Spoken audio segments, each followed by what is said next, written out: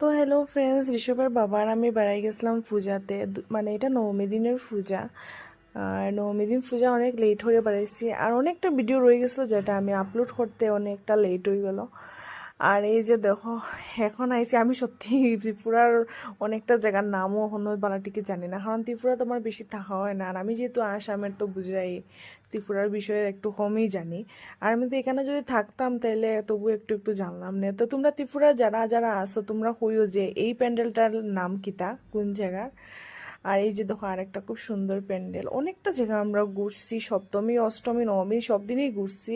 ভাগ্যবেলা এবার আমরা মানে পূজাতে একটু বৃষ্টি উষ্টি হয়েছে না। আসামের দিকে তো খুব বেশি বৃষ্টি হয়েছে, কলকাতার দিকেও দেখছি খুব বেশি বৃষ্টি হয়েছে, কিন্তু ত্রিপুরাতে তেমন একটা বৃষ্টি উষ্টি হয়েছে না।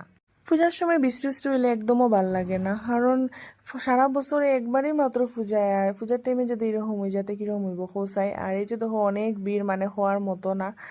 আর মার মুখটা দেখো কত সুন্দর, মানে হওয়ার মতো না। মানে এর থেকে সুন্দর আর কেউ হইতেও পারে না। মার থেকে সুন্দর এই পৃথিবীর মধ্যে আর কিচ্ছু নাই। আর এই যে দেখো, এখানে মেলা চলে, অনেক মানুষের লেগে ঋষভরে আমি নিয়ে আইছি না। ঋষভ আইছে তার দাদু দিদা ঠাকুমা দাদু তারা সবের লগে মানে সকাল সকালে গিয়ে ঘুরিয়ে গেছে গিয়ে আর কি সন্ধ্যার টাইমে। আর আমরা তো একটু লেট হইয়া বেড়াইছি, আর তারা এখন হে যেহেতু ঘুমাই গেছে, তারা একটু তারা দেখের আর কি। আর এই যে ঋষভের বাবা আর আমি বাড়াইছে খালি। আর এত মানুষ, এত টাইম যার অত মানুষ। আর এই যে অ্যাম্বুলেন্স গুলা দেখলে আমার খুব ডর লাগে, মানে শিওর কোনো জায়গাত কোনো গন্ডগোল হয়েছে বা সেও কোনো বিপদ হয়েছে গতিকে তো অ্যাম্বুলেন্স তার এমনি আইতো না। আর কিছুটা পুলিশের গাড়িও আছে।